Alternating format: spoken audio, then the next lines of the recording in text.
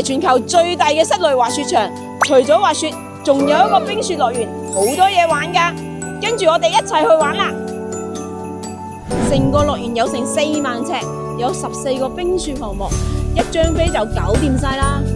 我最中意玩嘅就係呢個搖擺雪圈度，啲彎位好 smooth， 玩起嚟好刺激又好流暢。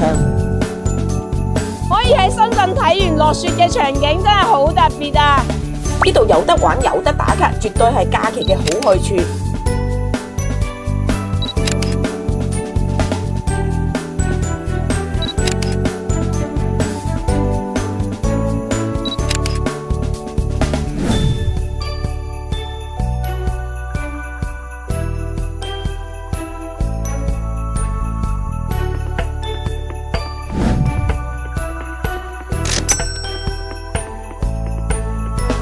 啲打卡點真係多到數唔晒，真係好充實嘅一日啊！